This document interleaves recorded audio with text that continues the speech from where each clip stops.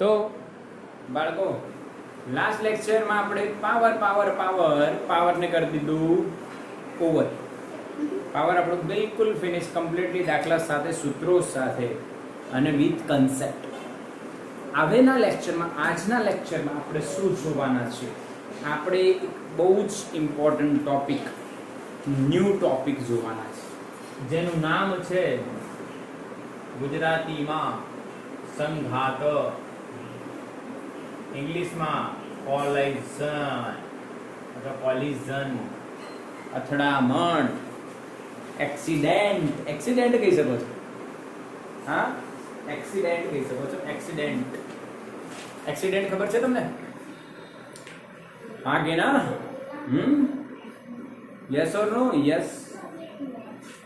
કાલે અમે સાંજે કેરમ રમતા હતા ને, તો એક કૂકી બીજી કૂકી સાથે અથડાઈ ગઈ. જબરદસ્ત એક્સિડન્ટ થયો. સ્ટ્રાઈકર આમ માર્યું ને, એ સ્ટ્રાઈકર જઈને એક કૂકી, એક ગોટી જોડે અથડાયું. એ ગોટી સીધી શું કહેવાય, હોલમાં ગઈ. હા કે ના? આવું થાય છે બેટા?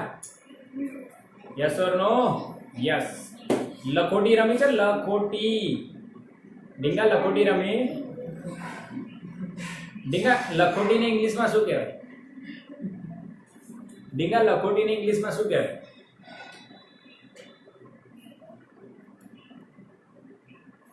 ઓ ભાઈ, આપણી જોડે છોકરીઓમાં એક ડીંગા છે એવું લાગે. છોકરીઓ તમને નહીં પૂછ્યું, મેં ડીંગાને પૂછ્યું. હા, જો આવું થાય, તમે લોકો આન્સર આપો તો ડીંગાને પછી આન્સર મળી જાય. હોડી સમજ પડે? લખોટી, એક લખોટી બીજી લખોટી સાથે અથડાય, એક ગોટી બીજી ગોટી સાથે અથડાય, એક બોલ બીજી બોલ સાથે અથડાય, તો એ અથડામણ પછી શું થાય એ શીખીશું. આગે ના?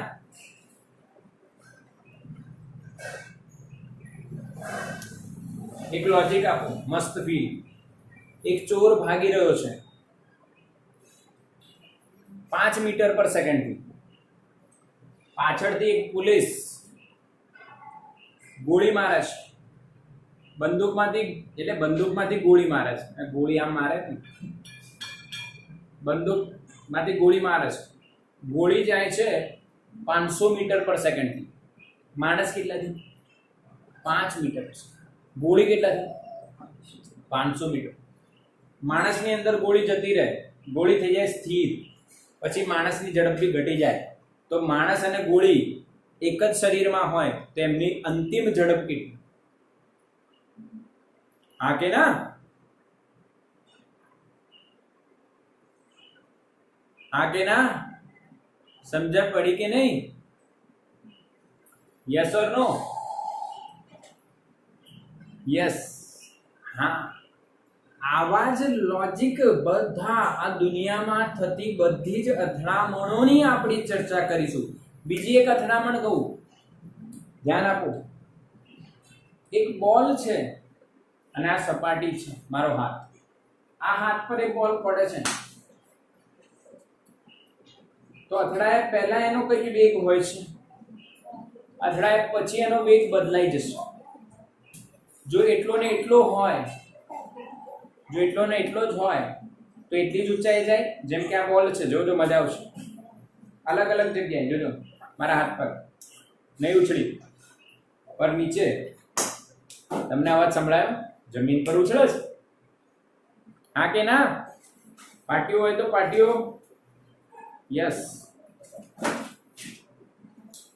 પાટિયા પર ઉછળે છે, જો નહીં ઉછળતી. હા કે ના? પર અહીંયા જો, જમીન પર ઉછળે છે, નીચે ટાઇલ્સ પર ઉછળે છે. એટલે અથડામણ પછી એનો વેગ કેટલો ઉછળે છે? તો જો અહીંથી છોડું તો જે વેગ અથડાય એ વેગ પાછી આવતી નથી, એટલે એનો વેગ બદલાઈ જશે. તો આ બધી ઘટનાઓ આપણે અભ્યાસ કરવાની છે. શેમાં? સંઘાતમાં. ક્લિયર? ઓકે? યસ. તો જ્યારે એક પદાર્થ બીજા સાથે અથડાય ત્યારે જે ઘટના બને એને સંઘાત કહેવાય. આવડે ને? ચલો ઠીક. સંઘાતના બેટા બે પ્રકાર છે. કેટલા પ્રકાર છે બેટા? બે પ્રકાર છે સંઘાતના. બે પ્રકાર છે. શું છે ભાઈ, પેન ચાલતી જ નથી? ઓહ સોરી, કિસ્સામાં પેન છે.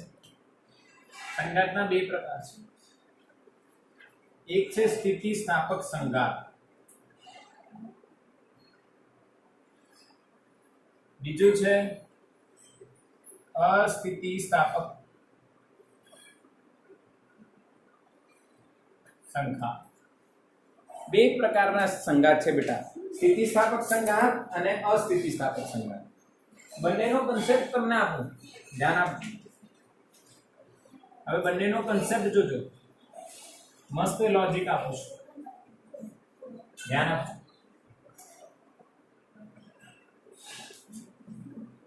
અસ્થિતિસ્થાપક સંઘાત એટલે સ્થિતિસ્થાપકતા એટલે શું એ ખબર છે તમને? સ્થિતિસ્થાપકતા ખબર છે? આપણે સ્પ્રિંગ શીખ્યા. આ સ્પ્રિંગ છે બેટા, આ સ્પ્રિંગ પર આપણે બળ લગાવીએ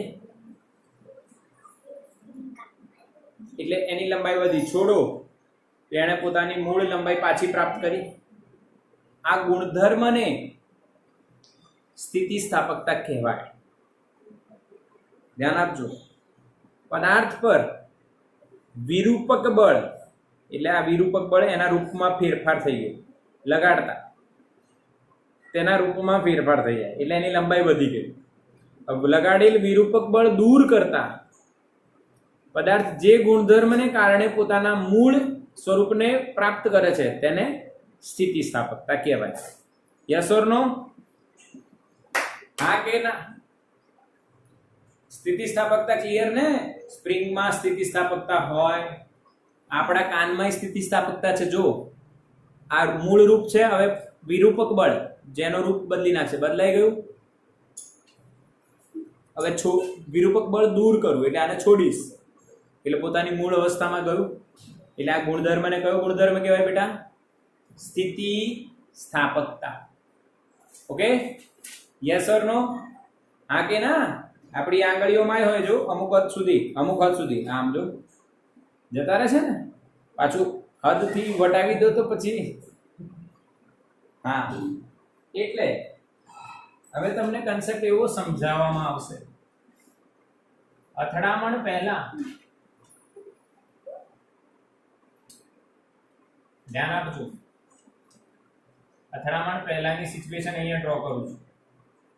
M1 દળ V1I થી અને M2 દળ V2I થી ગતિ કરી રહ્યા છે.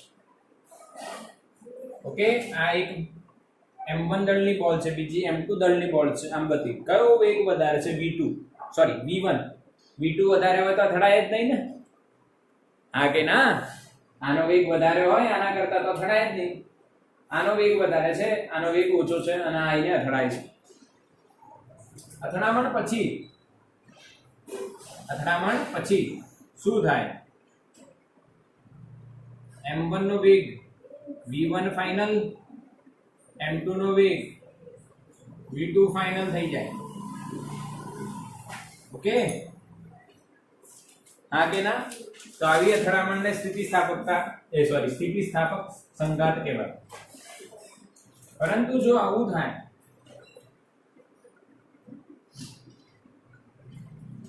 M1 અને M2 એક તંત્ર તરીકે ગતિ કરે, V1 ફાઇનલ અને V2 ફાઇનલ બંનેના સરખા હોય,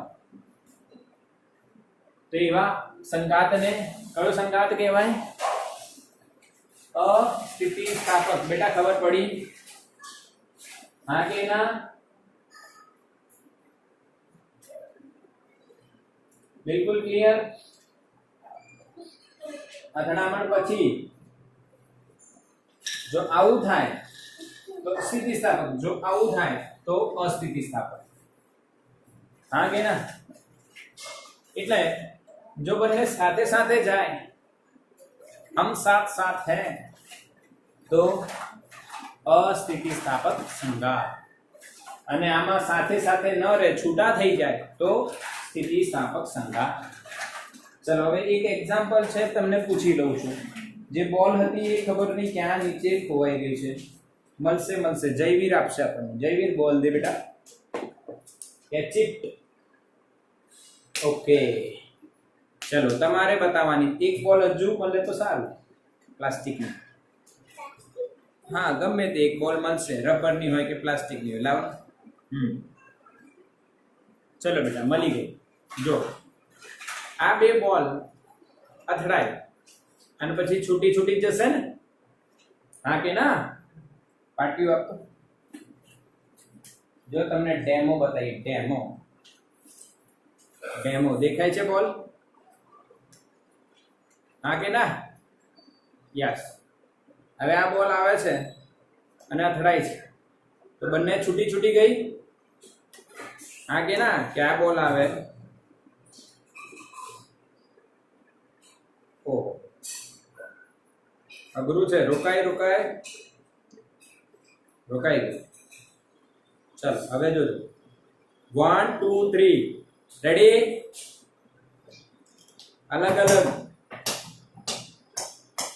અલગ અલગ ગઈ તો કઈ અથડામણ?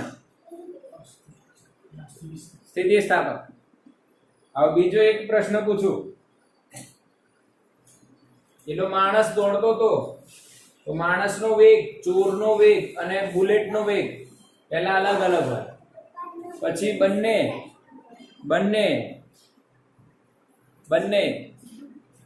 ભેગા થઈને ગતિ કરે તો કઈ અથડામણ થઈ? સ્થિતિસ્થાપક. પાક્કું બેટા? યસ ઓર નો? ચલો ઠીક આવડી ગયું.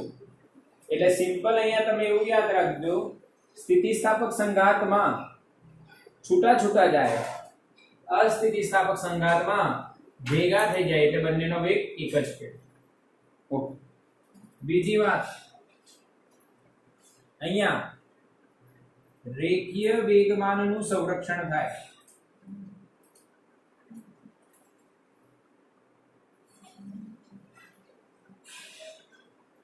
રેખીય વેગમાન અને ધ્યાન આપજો કુલ ગતિ ઊર્જાનું,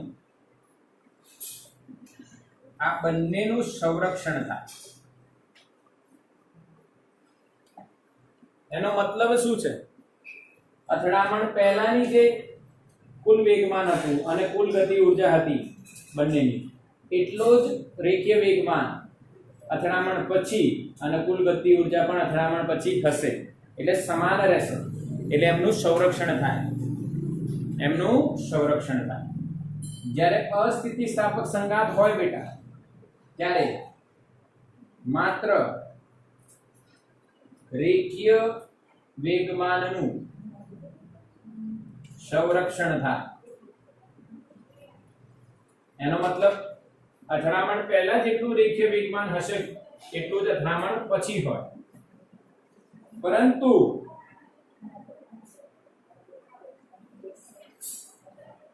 કુલ ગતિ ઊર્જા નું સંરક્ષણ થતું નથી.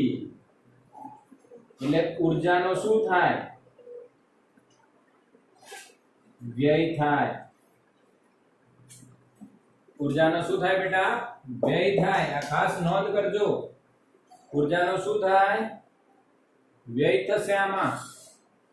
એટલે પહેલા જે ગતિ ઊર્જા હોય કુલ, એ પછી કુલ ગતિ ઊર્જા ન હોય, એટલે થોડી ઊર્જાનો વ્યય થશે. હા કે ના બેટા? સમજણ પડી કન્સેપ્ટ? એટલે સંઘાતને આપણે ધીરે ધીરે સમજીશું, પરંતુ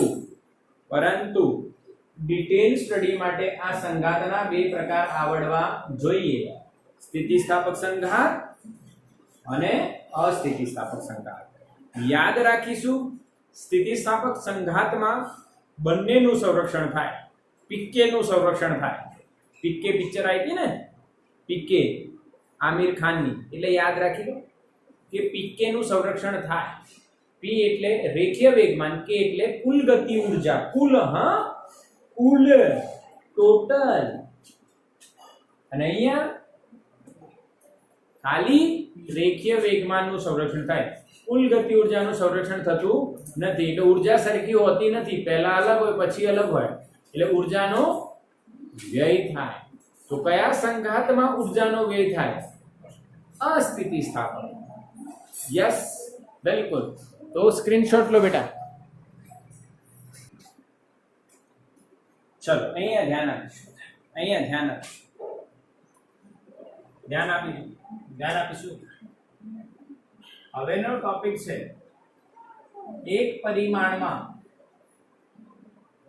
સ્થિતિસ્થાપક સંઘાત. એટલે ટૂંકમાં આપણે સ્થિતિસ્થાપક સંઘાત જોઈ રહ્યા છે, પરંતુ એક પરિમાણ, એટલે 2D માં પણ હોય. હવે મારી વાત સમજજો, તમે હું શું કહું છું તમને ધ્યાન આપજો કે ભાઈ આપણે જે આ ભણી રહ્યા છે એનાથી થોડું એક્સ્ટ્રા આપણે ભણવું પડશે. રેસ્ટિટ્યુશન ગુણાંક આવશે, એ આપણે ભણવાનું બાકી છે. જે ન્યૂટને આપ્યું હતું, ન્યૂટન ખબર છે ને, 1 2 3 3 નિયમો આપ્યા છે, એ ભણીશું. પરંતુ એકવાર હું તમને એનસીઈઆરટી બતાવી દઉં, જે બી આપણે એનસીઈઆરટી નો કોન્સેપ્ટ છે એ પૂરો તમને બતાવી દઉં બિલકુલ. પછી આપણે એ સમજીશું, જેનાથી આના કન્સેપ્ટ પણ ક્લિયર થઈ જશે. તો તમે એમ કહેશો સર પહેલા એ જ ચલાવી દો. બાળકો એમાં પછી મારે બહુ લાંબુ કરવું પડશે. અત્યારે તમને ઈઝીલી હું સમજાવી દઈશ એનસીઈઆરટી. ઓકે, પછી આપણે એ કન્સેપ્ટ હું તમને સમજાવી દઉં છું. ઓકે, એક પરિમાણમાં સ્થિતિસ્થાપક સંઘાત. હવે હમણાં મેં તમને એક ડેમો આપ્યો હતો, એ જ સમજીએ. સંઘાત પહેલા શું થાય? માની લો આ એક બોલ છે જેનું દળ m1 છે, આ બીજી બોલ છે એનું દળ m2 છે. એનો વેગ v2 i આપણે 0 માનીએ, સ્થિર હતી. હમણાં જે એક્ઝામ્પલ આપ્યું આનો વેગ v1 i છે. પાકો? હમણાં જ તમને કીધું હતું, હમણાં જ મેં બતાવી હતી. એક બોલ સ્થિર રાખી હતી, બીજી બોલ ગતિમાં. ઓકે, એનો મતલબ આ વધારે છે, આ તો 0 છે, એટલે આને એને અથડાશે. અથડાયા પછી શું થાય?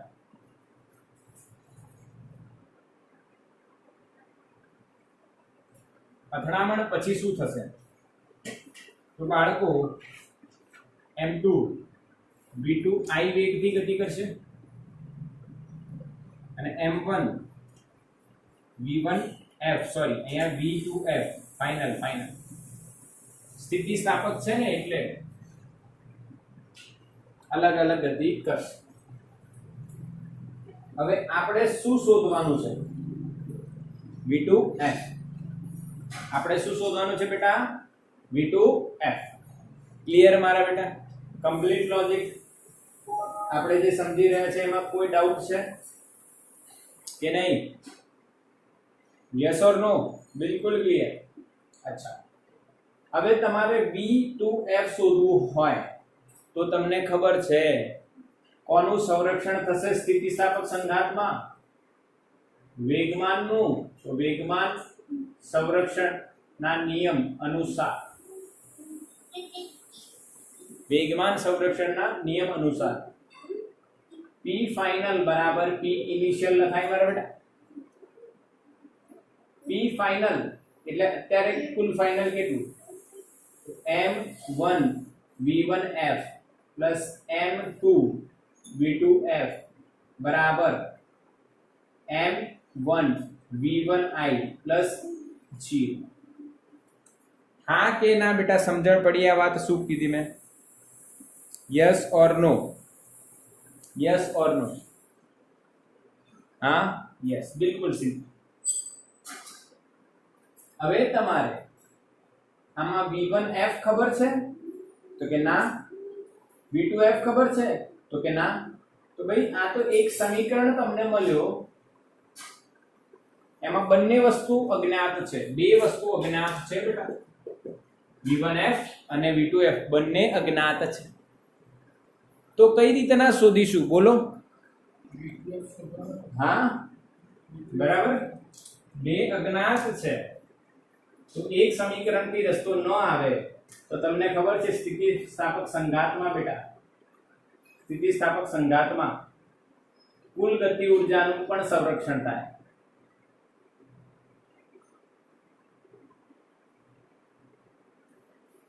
છતાં આપણે શું લખી શકીએ કે ફાઇનલ બરાબર કે ઇનિશિયલ. હા કે ના બેટા? લખાય કે ના લખાય? Yes or no? હા કે ના? તમને એવું થશે સર કેમ આને સાફ કર્યું? એનું કારણ છે, હમણાં નહીં કહું. કુલ ગતિ ઊર્જાના સંરક્ષણ પ્રમાણે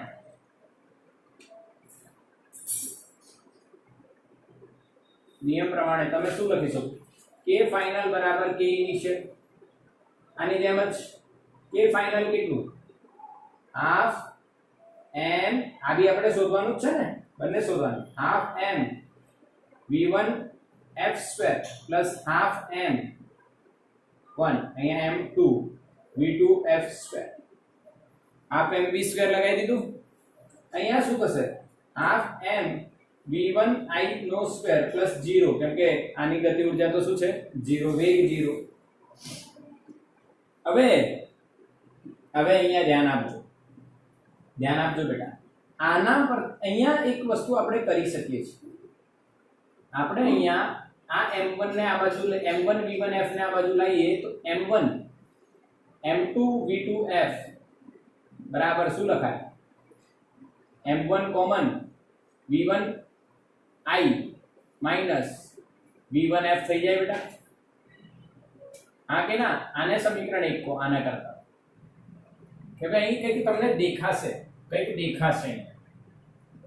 v1 i માંથી v1 f બાદ થશે, m1 કોમન આવી.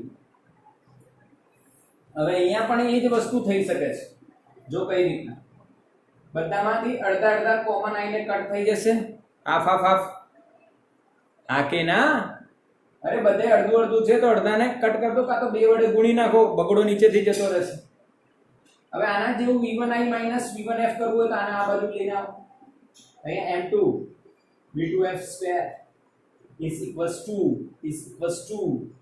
m2 v2 f² is equals to શું થશે બેટા? જો m1 અહીંયા m1 કોમન આવી જશે, v1 i નો સ્ક્વેર માઈનસ v1 f નો વર્ગ. હા કે ના બેટા? बिल्कुल क्लियर? बिल्कुल क्लियर?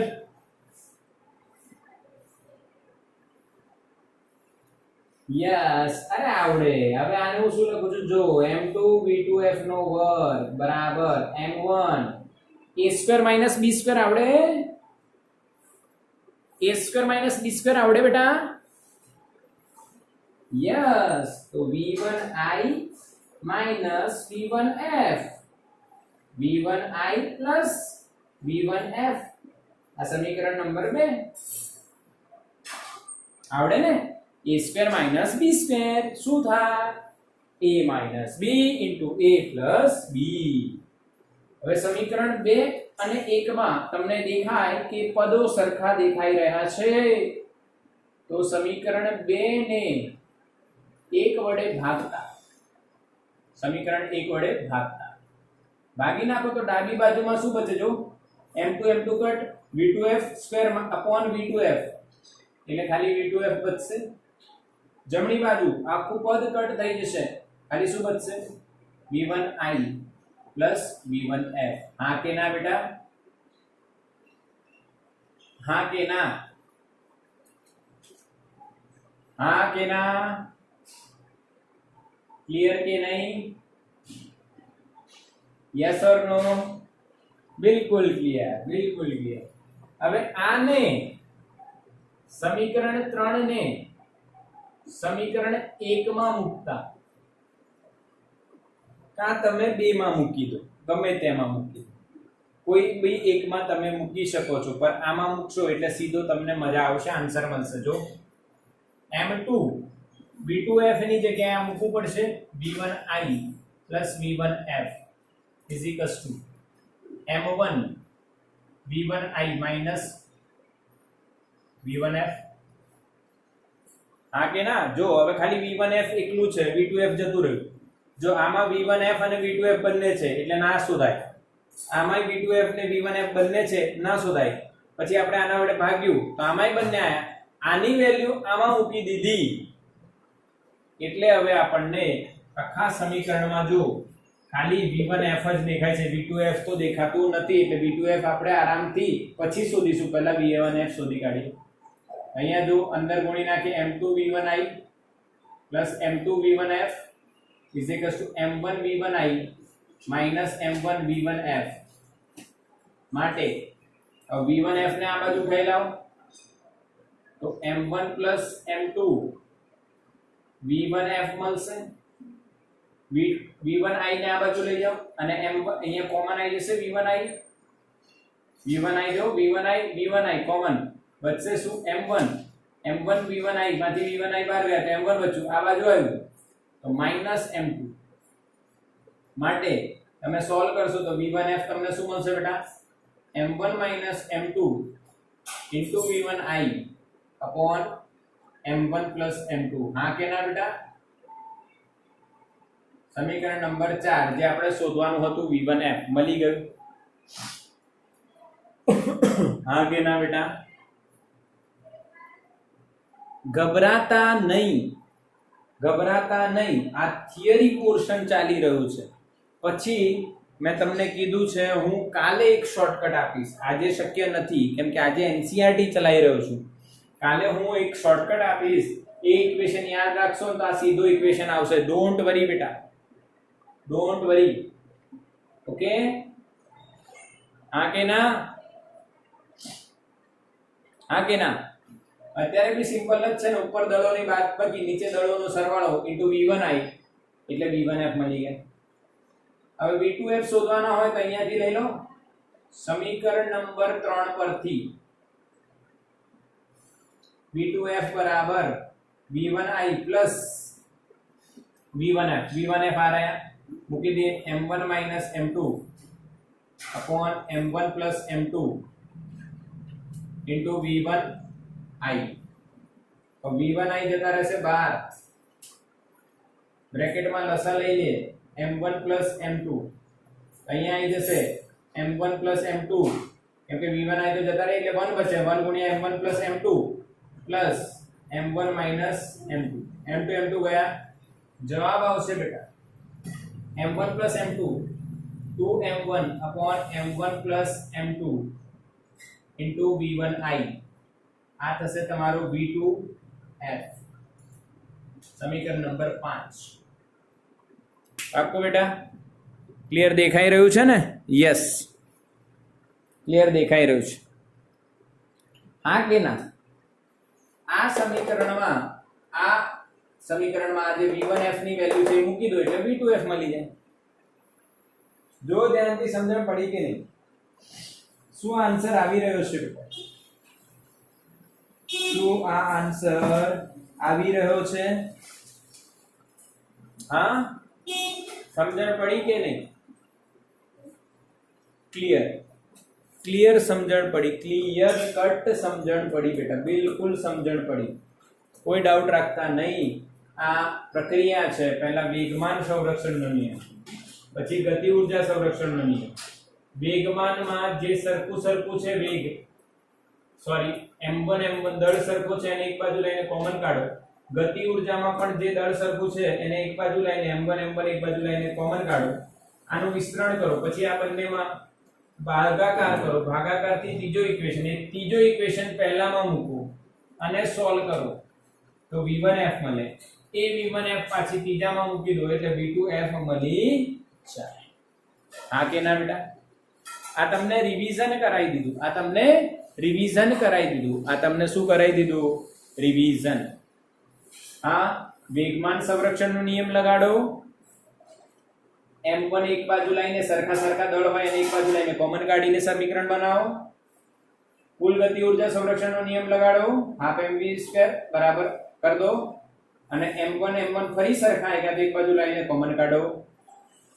આનો વિસ્તરણ કરો. આ બે સમીકરણનો ગુણોત્તર લો એટલે ત્રીજો સમીકરણ મળશે જેમાં દળ નહીં હોય, ખાલી વેગ હશે. એમાં v2f ની વેલ્યુ મળશે. એ vtf વાળું જે સમીકરણ છે એ 1 માં મૂકી દો એટલે તમને ખાલી v1f વાળું સમીકરણ મળશે. એટલે v1f આન્સર આવી જશે. એ v1f ને સમીકરણ 3 માં પાછું મૂકી દો અહીંયા, તો તમને v2f મળી જશે. એટલે આ રીતના આપણે સોલ્વ કરીશું. સ્ક્રીનશોટ લો બેટા, સ્ક્રીનશોટ લો બેટા ફટાફટ. હા કે ના? ક્લિયર છે? તો બાળકો બિલકુલ ક્લિયર લોજિક છે. એક પરિમાણમાં સ્થિતિસ્થાપક સંઘાત અને આપણને જવાબ મળે છે v1f બરાબર શું મળ્યું? v1f બાદબાકી છેદમાં સરવાળો v1i. v2f શું મળે છે? અહીંયા v1i તો ખરું, જો બંને સરખા છે. જો બેટા મજા આવશે આ લોજિક આપું, એના પછી એકદમ જોરદાર લોજિક આવશે, સો ડોન્ટ વરી. અત્યારે બી આમાં જવાબમાં લોજિક છે. જો બંનેના છેદમાં m1 m2 છે, 1 હોય તો બાદબાકી થશે અને 2 હોય તો બમણા થશે. એવું તમે કહી શકો? Yes or no? હા કે ના બેટા? ક્લિયર? હવે તમે સ્ક્રીનશોટ બી લઈ લીધો, તમને વિડિયો પણ મળશે. આ શાંતિથી તમે જોજો, તમને આવડી જ જવાનું છે. ખાલી મેથેમેટિકલ કેલ્ક્યુલેશન વધારે હોય એટલે આપણને એવું લાગે અને આપણું મગજ એટલા સમય માટે સ્થિર રહેવું એ પણ એક પરિબળ અનિવાર્ય છે. ઓકે, બાકી જો જેનું લક્ષ્ય ક્લિયર છે એને તો એકવાર ના સમજણ પડે તો એ બીજી વાર ના સમજણ પડે તો ત્રીજી વાર. જેનું લક્ષ્ય ક્લિયર ના હોય એ બાળકો બહાના કાઢે છે. એ બાળકો બહાના કાઢે કે ના સમજણ પડી, બહુ લાંબુ હતું, ઇન્ટરનેટ લો હતું. અરે ભાઈ, ઇન્ટરનેટ લો છે તો તમને વિડીયો મળવાનો છે. ભાઈ વિડીયો મળવાનો જ છે. હા, ના સમજણ પડી તો એ જ વાતને 5-10 વાર રિપીટ કરો, 1000 વાર રિપીટ કરો. એટલે તમારા પર છે, તમે કઈ રીતે ના કરવા માંગો છો. બાકી મેં ભણાવ્યું, ભાઈ બીજા વિડીયો ઇન્ટરનેટ પર અવેલેબલ છે, એ જોઈ લો, તમારી જે ઈચ્છા હોય, પરંતુ ક્લિયર કરવું એ તમારામાં આવે. હવે આમાં એક સ્પેશિયલ કેસીસ ડિસ્કસ કરીએ. Special cases. કેસ 1, જો બંને ના દળ સરખા હોય તો, બંનેના દળ સરખા હોય તો, એટલે બે બોલ સરખા દળની હોય અથડાય, બે ગોટીઓ સરખા દળની અથડાય, તો શું થાય? તો v1f શું થાય ને v2f શું થાય? જો v1f બંને દળ સરખા એટલે 0 થઈ જાય. v2f 2m v1 upon m plus n 2m v1i. આ કટ થઈ જશે એટલે શું આવશે? v1i. જો મજાની વાત છે, મજાની વાત છે. જો શું મજાની વાત છે? તો જો પહેલા આ સ્થિર હતી, m2 બોલ સ્થિર હતી, પછી અથડામણ પછી m1 સ્થિર થશે એટલે એક્સચેન્જ થઈ ગયું. લોજિક યાદ રાખો, એક્સચેન્જ થાય, અદલા બદલી. શું થઈ ગયું બેટા? અદલા બદલી. હા કે ના? જો 1 નો વેગ v1i હતો, 2 નો વેગ 0 હતો. અથડામણ પછી 1 નો વેગ 0 થઈ ગયો અને 2 નો વેગ v1i જેવો થઈ ગયો. એટલે વેગનો, ઝડપનો એક્સચેન્જ. Yes or no? હા કે ના? અને આવું હોય તો તરત આન્સર આવે. એક્ઝામ્પલ આપો બેટા, એક એક્ઝામ્પલ, દાખલો કહો. તમને રકમ આપે કે એક 10 ગ્રામની બોલ 5 મીટર પર સેકન્ડ થી સ્થિર પડેલી બીજી 10 ગ્રામની બોલ સાથે અથડાય છે. તો અથડામણ પછી બંનેનો વેગ શોધો. અથડામણ પછી બંનેનો વેગ શોધો. તો v1 f 0 થઈ જશે અને v2 f 5 થઈ જશે. હા કે ના બેટા? હા કે ના બોલો? અહીંયા લોજિક છે, એક્સચેન્જ થઈ જાય વેગ. યસ ઓર નો બેટા?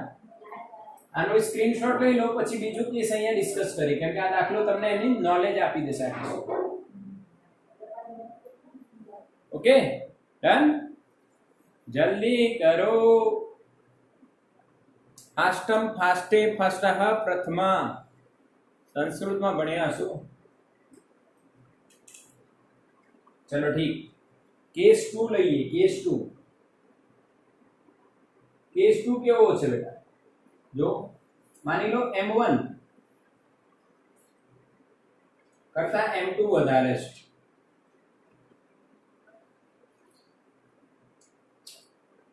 કે બહુ વધારે છે. એનો અર્થ શું? એક સાયકલ જઈ રહી છે, એના m1 સાયકલ છે અને આ ટ્રક છે. હા કે ના? સમજણ પડે છે? આવું એક્સિડન્ટ થાય. ટ્રક સ્થિર ઊભી છે, એટલે સાયકલ વાળો સાયકલ લઈ જઈ રહ્યો છે અને ડાફેડા મારે અને અથડાય ઢૂસ. હા, તો અહીંયા શું થાય? ધ્યાન આપજો. v1f કરીએ છીએ આ સૂત્ર પરથી. m2 બહુ મોટા છે, m1 બહુ નાના છે, એટલે આ m2 ની સાપેક્ષે m1 ને 0 લઈ લેવાના, કેમ કે બહુ નાના છે. એટલે ઉપર વધશે -m2, નીચે વધશે +m2 into v1i. એટલે m2 કટ થશે, એટલે જવાબ આવશે v1f બરાબર -v1i. અને v2f શોધો તો મજા આવશે. v2f m1 ને 0 લઈશું એટલે જવાબ 0 આવશે. લગભગ 0 એટલે લગભગ કહીશું લગભગ 0. હા, કેમ કે m1 ને m1 ને આપણે એપ્રોક્સિમેટલી કેટલું માની લેવાનું? 0. m2 ની સાપેક્ષે આ એપ્રોક્સિમેટલી કહેવાય બેટા, એપ્રોક્સિમેટલી. કેમ કે આપણે m1 ને 0 માની લીધું છે કે સાયકલ નું દળ હોય માંડ કેટલું હોય? 5-10 કિલો હોય અને ટ્રક નું હજારો કિલો હશે. એટલે સાયકલના દળને આપણે 0 માની લઈએ તો m1 અહીંયા 0 થયો, તો -m2 અહીંયા -m2 અને અહીંયા m2 બચે, m2 ઘટ એટલે માઈનસ. અને m1 ને 0 માનો તો v2f એપ્રોક્સિમેટલી 0 થઈ જાય. હવે ફીલ કરજો.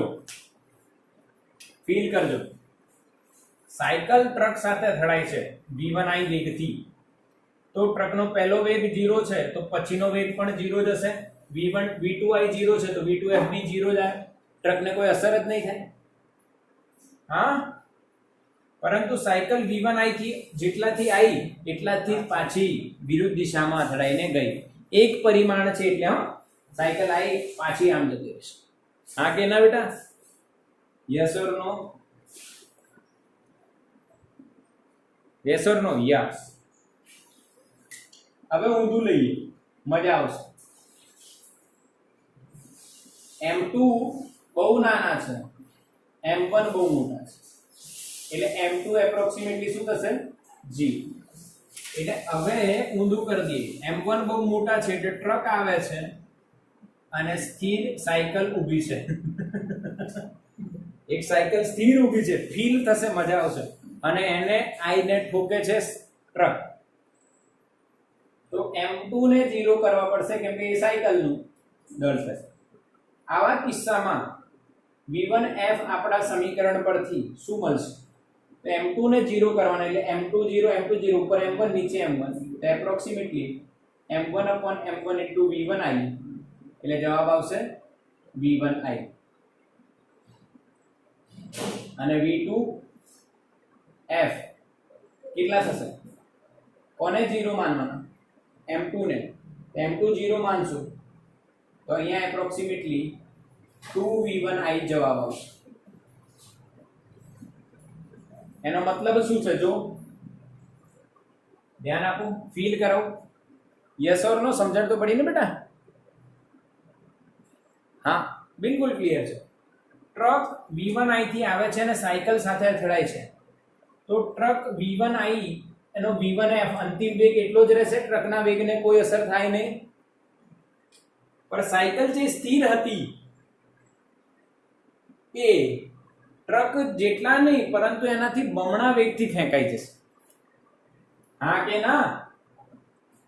એ સૂત્ર પરથી આપણને ખબર પડે. ક્લિયર? યસ ઓર નો? તો એક પરિમાણમાં સ્થિતિસ્થાપક સંઘાતમાં સૂત્રો કઈ રીતના આયા છે અને કયા કેસીસ હોઈ શકે દાખલાઓમાં, એ તમે ગણીને સોલ્વ કરીને જોઈ શકો છો. એટલે આપણે આજના લેક્ચરમાં એક પરિમાણમાં સ્થિતિસ્થાપક સંઘાત કમ્પ્લીટ કર્યું. બટ બેટા અસ્થિતિસ્થાપક સંઘાત કેટલું, દ્વિપરિમાણમાં કેટલું, અને ફાઇનલ મારો શોર્ટકટ, એક હું શોર્ટકટ આપીશ. આ બધા સૂત્ર બધા કેસ આવડશે ગેરંટી. એટલે એ વસ્તુ તમારે નેક્સ્ટ લેક્ચરમાં તમને લગભગ મળી જશે, નહીં તો થર્ડ લેક્ચર. ઓકે, તો આનો સ્ક્રીનશોટ લો